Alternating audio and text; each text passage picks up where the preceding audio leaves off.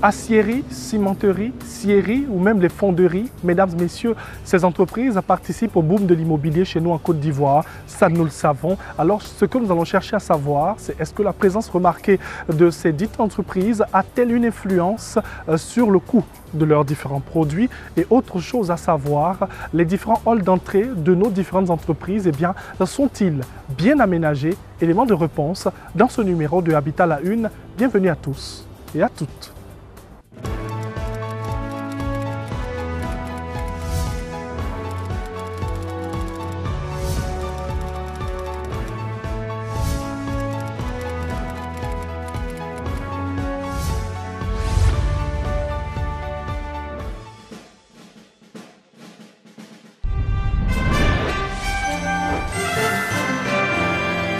L'essor de l'immobilier en Côte d'Ivoire a favorisé l'intervention d'acteurs très importants, surtout dans la fabrication et la mise à disposition de matériaux de première nécessité à la réalisation de tout projet immobilier.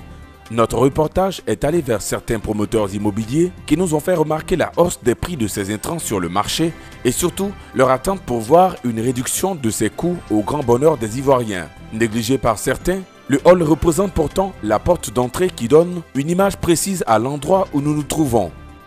L'œil de l'architecte attire notre attention sur l'aménagement que nous devons réserver à notre hall pour permettre à tout visiteur de s'imprégner de l'esprit et de l'univers de travail véhiculé. Pour plusieurs personnes, la fin d'année est l'occasion de donner une nouvelle vie à leur cadre de vie, ce qui passe par le changement de plusieurs éléments, notamment le luminaire. Bienvenue chez moi a donc décidé de nous conseiller sur les types, les choix et l'emplacement des lumières. Il est fait pour donner différentes formes aux éléments d'un projet de construction. Le coffrage exige un certain nombre de dispositions à prendre en compte pour sa réussite. Et c'est ce que nous verrons dans les bons plans.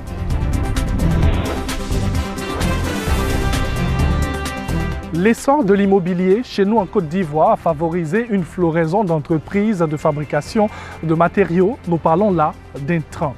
Mais malheureusement, ce que nous constatons, mesdames et messieurs, c'est que le coût élevé de ces différents intrants est bien au grand désarroi des promoteurs immobiliers et entrepreneurs privés. Alors, pour la suite dans cette émission, notre reportage va nous permettre d'être éclairés sur le sujet.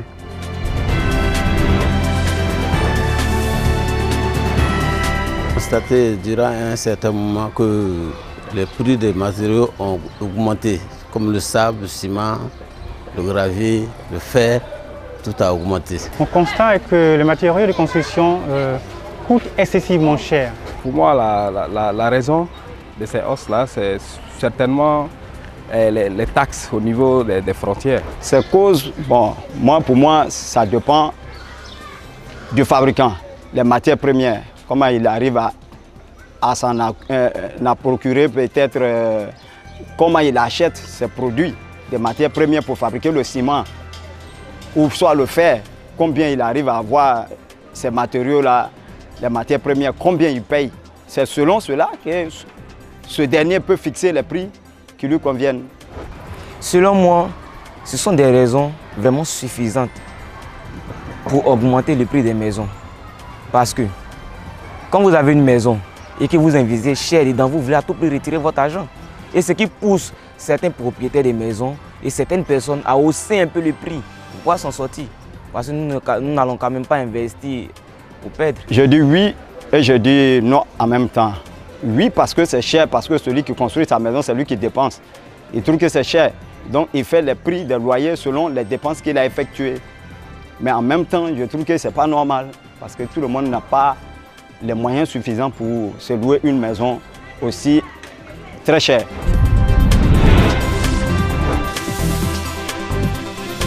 Construire à grande échelle, nous le savons, fait allusion aux promotions immobilières. Nous avons vu tout au long de nos différents numéros qu'initier un programme immobilier exige certaines conditions à satisfaire, malgré les difficultés qui émaillent le processus d'attribution des documents.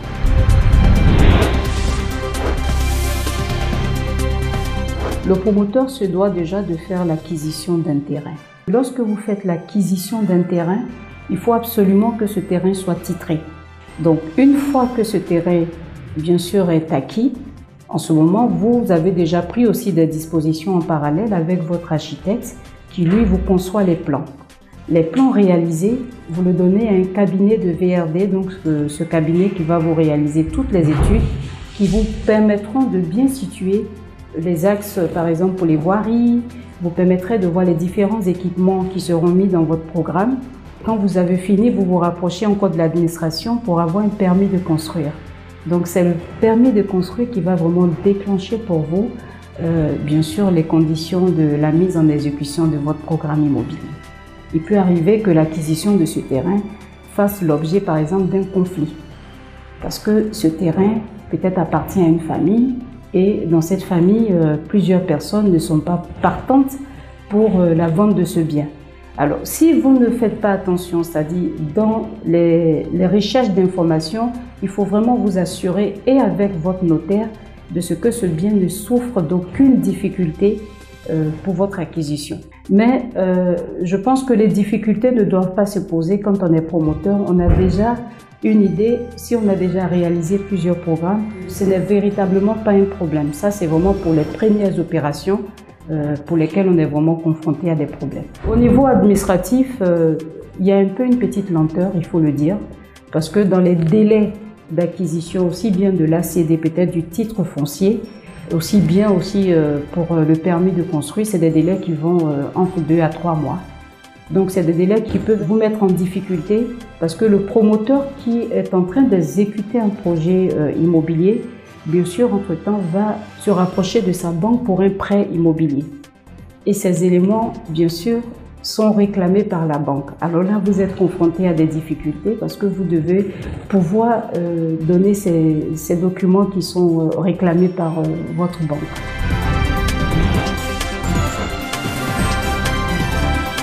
Après donc cette première phase de constitution et d'obtention de toutes les différentes autorisations, ACD, permis de construire, la construction d'une cité de plus de 200 logements exige l'utilisation d'un nombre de matériaux de première nécessité qui sont jugés excessifs au regard de l'ampleur des travaux à réaliser par les promoteurs immobiliers.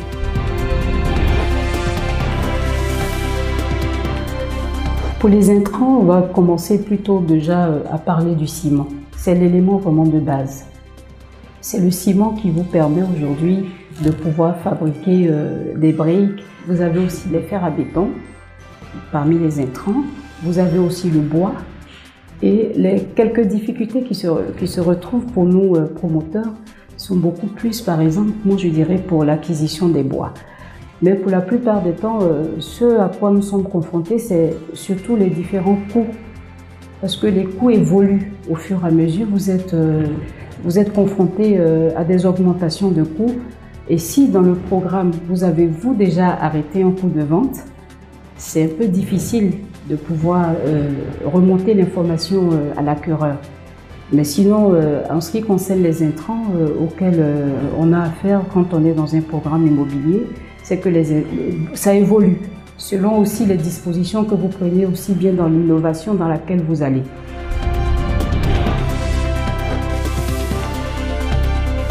En effet, les populations s'expliquent difficilement la hausse des prix malgré la présence de plusieurs entreprises d'acier et de ciment qui se livrent aujourd'hui à une concurrence farouche. Mais à voir de plus près en ce qui concerne le ciment, il faut noter que la Côte d'Ivoire en 2016 était tributaire de l'étranger.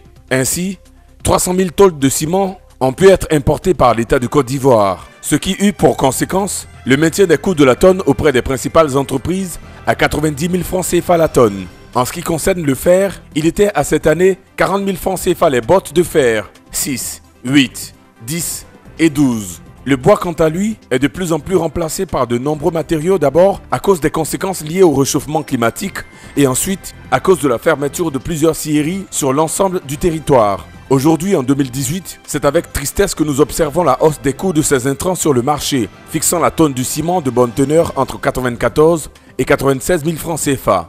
Les bottes de fer 6, 8, 10 et 12 à 58 000 francs au lieu de 40 000 francs CFA en 2016. Face donc à cette situation de hausse, les promoteurs immobiliers particulièrement se rassemblaient au sein de la Chambre syndicale des aménageurs, promoteurs, constructeurs de Côte d'Ivoire attendent toujours des efforts de l'État pour leur permettre de réduire le coût de ces intrants.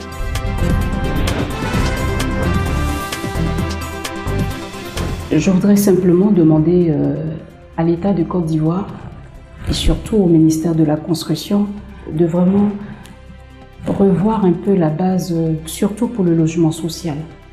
Donc pour moi, je pense qu'il doit pouvoir avoir des échanges avec les différentes corporations puisque les promoteurs sont regroupés en chambres. Je fais moi-même partie d'une chambre qui est la CAPC. Et là, je voudrais vraiment dire merci au président. Je voudrais aussi dire merci parce que tous sont impliqués aujourd'hui dans la recherche. Et je vois aussi, je constate que lors d'une rencontre avec le ministre, il est très ouvert pour essayer d'apporter des solutions au programme présidentiel. Ensuite, pour moi, c'est d'interpeller aussi l'administration, donc notre tutelle, qui est le ministère de la Construction, via ce ministère beaucoup plus le gouvernement. Aujourd'hui, nous avons une floraison au niveau des entreprises, par exemple, qui fabriquent du ciment, donc les cimenteries. Nous avons pas mal de carrières aussi qui se développent, mais malheureusement, rien de tout cela n'impacte le coût des intrants. Alors, les promoteurs sont confrontés à ces difficultés. Donc pour nous, l'idéal, ce serait vraiment que le ministère jette un regard pour que nous puissions satisfaire tous les Ivoiriens dans la marche que nous avons avec le programme des logements sociaux.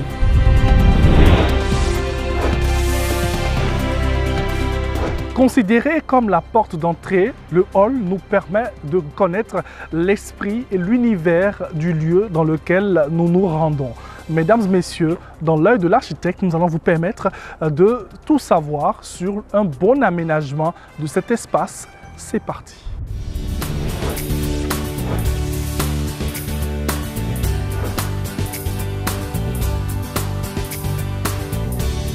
Qu'est-ce qu'un hall? Un hall, par définition, c'est un espace qui est situé juste après la porte d'entrée.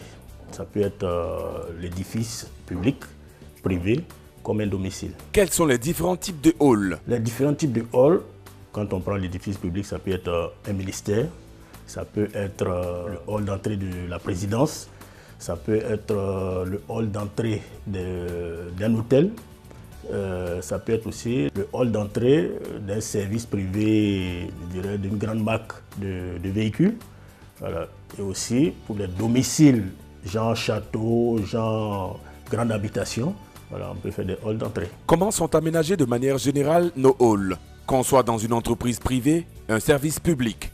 De manière générale, le hall, sous nos tropiques en général, ne sont pas aménagés comme il se doit. Dans certains services publics, les gens utilisent même le hall comme des dortoirs ou même des espaces de vente. Ce n'est pas le rôle du hall. Voilà, le hall va déterminer dans quel service nous nous trouvons et quel comportement nous devions adopter dans ce service. Et aussi nous rassurer que nous sommes au bon endroit et qu'on aura le service adéquat. Voilà. Et c'est ça le rôle du hall. Donc si le hall n'est pas aménagé comme il se doit, c'est tout à fait normal que l'individu, d'abord quand il arrive dans le hall, adopte un certain comportement. C'est le hall qui va déterminer le comportement que nous devons adopter dans l'espace. Ce que nous constatons en général, c'est que les gens négligent le hall. Quelles sont les dispositions élémentaires à prendre en compte dans l'aménagement d'un hall? L'aménagement du hall ne se fait pas au hasard. Faire appel à des spécialistes d'aménagement.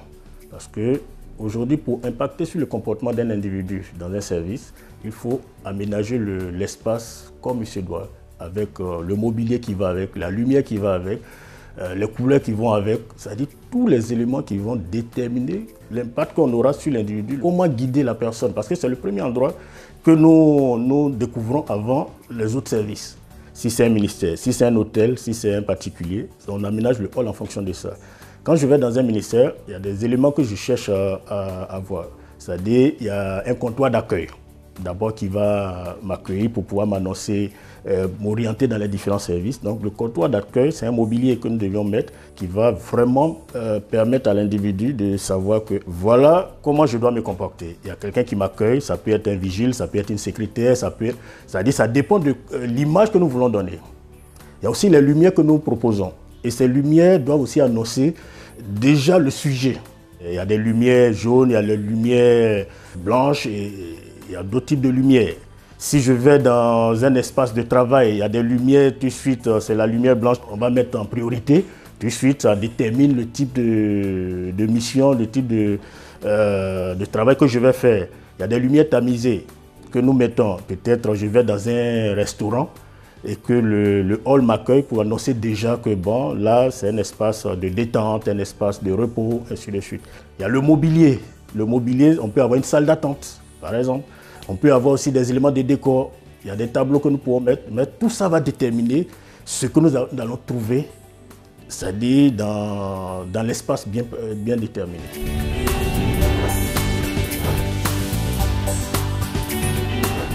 Baisser le coût des intrants pour permettre aux promoteurs immobiliers de construire en qualité et en quantité pour le bien des populations et permettre à une personne de distinguer l'esprit et l'univers du hall d'entrée de nos différentes entreprises. Voici ce que nous avons vu en début d'émission, respectivement dans notre reportage et dans l'œil de l'architecte. La suite dans quelques instants.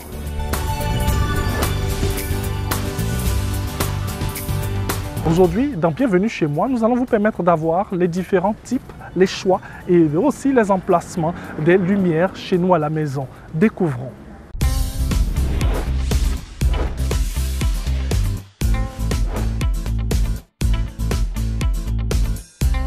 Bienvenue chez moi, je m'appelle Floraka. Je suis très heureuse de vous recevoir chez moi. Aujourd'hui, nous allons parler du luminaire, type, choix et emplacement. Le luminaire est un appareil servant à éclairer un espace ou un lieu à partir d'une source de lumière naturelle ou artificielle. La première fonctionnalité du luminaire est avant tout d'éclairer un espace. Mais au-delà de cela, il peut être utilisé comme objet de décoration. Il permet de créer certaines ambiances dans la maison, des ambiances chaleureuses, conviviales et originales. Les critères de choix d'un luminaire dépendent de la pièce où on souhaite installer le luminaire. À chaque pièce, un luminaire adéquat. Il existe une variété de luminaires actuellement disponibles sur le marché. On va commencer par le salon. Le salon est l'une des pièces les plus complexes à aménager en termes de luminaire. Je vous conseillerais donc d'utiliser des appliques et des spots dirigeables. Vous pouvez les placer à certains endroits bien spécifiques de la salle. Si votre salon fait office de salle à manger, vous pouvez utiliser des suspensions qui sont placées au-dessus de la table et qui permettent un éclairage direct sur la table. Pour la chambre, je vous conseillerais plutôt les lampes à chevet avec des spots encastrés aussi. Par défaut, la chambre est un espace où on a besoin de bien voir. Donc, je vous conseillerais aussi de placer un plafonnier juste pour éclairer l'ensemble de l'espace. Mais bien entendu, le plafonnier ne s'allume pas tout le temps. Lorsque vous voulez vous mettre au lit, vous avez besoin d'un éclairage feutré, d'où les lampes de chevet. Pour la cuisine, je vous conseillerais de mixer les deux types d'éclairage, direct et indirect. Je vous conseillerais donc des spots et des plafonniers. Dans la cuisine, on a besoin de bien voir ce qu'on fait, d'où le plafonnier. Avec le plafonnier, vous avez l'avantage d'avoir un éclairage d'ensemble. Et avec les spots, vous avez l'opportunité d'avoir un éclairage indirect en fonction de votre plan de travail. Pour les salles de bain, je vous conseillerais des spots encastrés étanches. Là, vous pouvez ajouter aussi les réglettes étanches qui sont posées juste au-dessus des lavabos. Ça permet de donner une très bonne ambiance dans la salle de bain, sans pour autant avoir trop d'éclairage dans la salle de bain. En ce qui concerne l'extérieur, je vous conseillerais des appliques murales. Les appliques murales seront placées à certains endroits au niveau des murs. Je vous conseillerais de prendre des appliques étanches pour empêcher l'eau de s'infiltrer dans ces luminaires. Pour disposer la lumière dans une pièce, moi j'ai une technique toute simple. Il faut centrer le luminaire par rapport à l'espace. À part peut-être dans une chambre à coucher. On ne voudrait pas que le luminaire soit directement au-dessus du lit. Donc je vous conseillerais de déplacer un peu le luminaire vers le bas du lit pour ne pas que ça éclaire trop justement les personnes qui sont couchées. Je vous conseillerais aussi de faire la symétrie. C'est toujours bien d'avoir une symétrie dans un espace. Si vous centrez le luminaire dans une pièce donnée, que vous voulez ajouter deux autres luminaires, essayez de placer les luminaires de part et d'autre en fonction du luminaire que vous avez centré dans la salle. Voilà un peu les techniques que je peux vous donner par rapport à cela.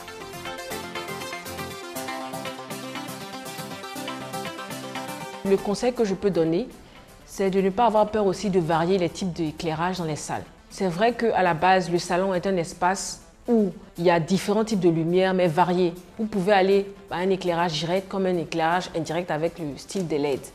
Vous pouvez aussi au niveau de la cuisine varier le type d'éclairage, direct comme indirect. Vous pouvez aller à un éclairage doux avec un éclairage puissant.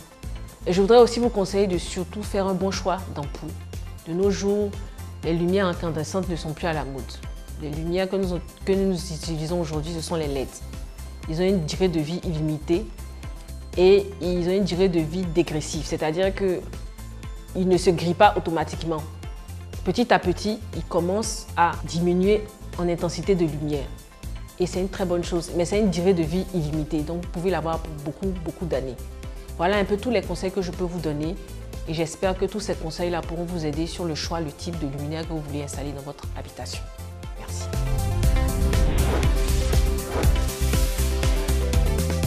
Nous allons encore parler d'une étape très importante dans la construction, mesdames et messieurs, c'est le coffrage. Et qu'est-ce qu'il permet ce coffrage-là? Une meilleure adhérence de nos matériaux et il nous permet aussi d'avoir la forme que nous recherchons. Allons-y tout savoir dans les bons plans.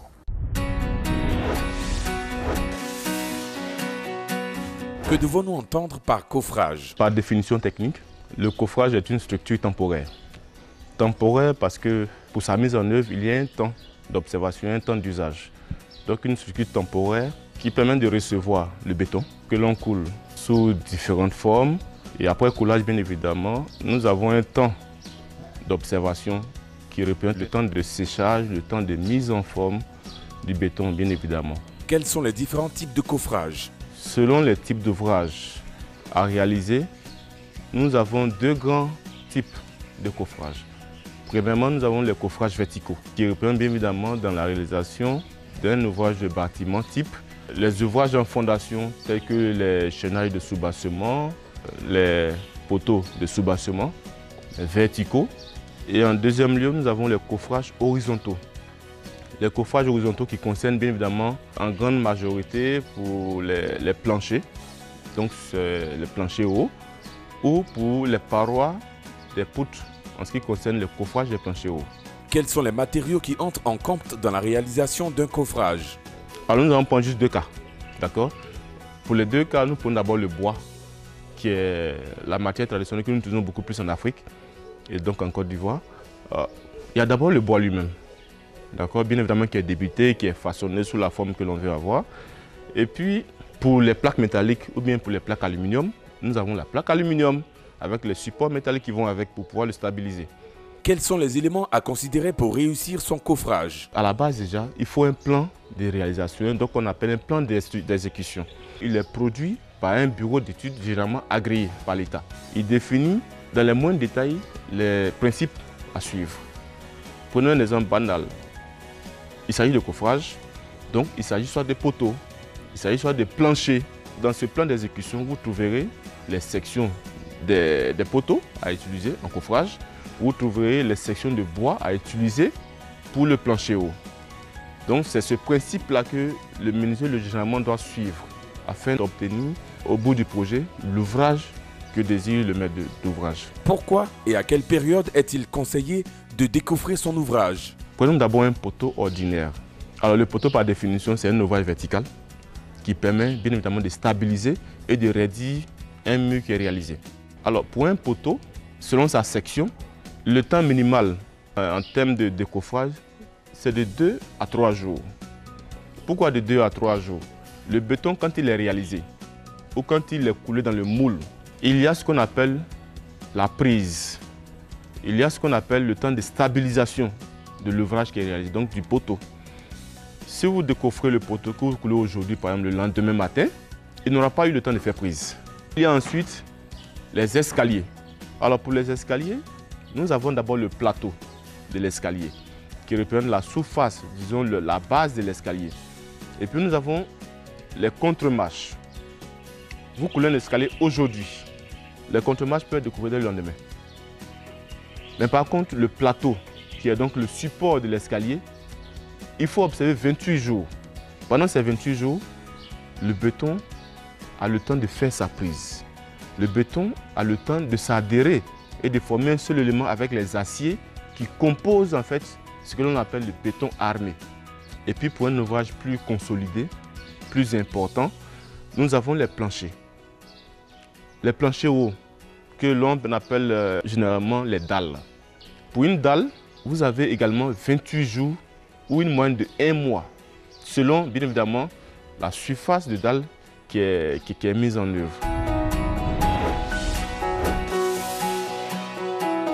Terminons cette émission en souhaitant un joyeux Noël à tous les enfants de la Côte d'Ivoire, mais aussi à ceux du monde. Ça a été un réel plaisir pour nous d'avoir planché avec vous sur ces sujets qui nous intéressent. Avec beaucoup de plaisir, on va se retrouver la semaine prochaine pour encore un autre numéro de Habitat à la Une. D'ici à là, prenez grand soin de votre habitat et tous ensemble pour un habitat meilleur. Pour toutes vos suggestions et participations à l'émission, contactez-nous à l'adresse email suivante habitat@rti.ci ou via notre page Facebook www.facebook.com/habitat à la une/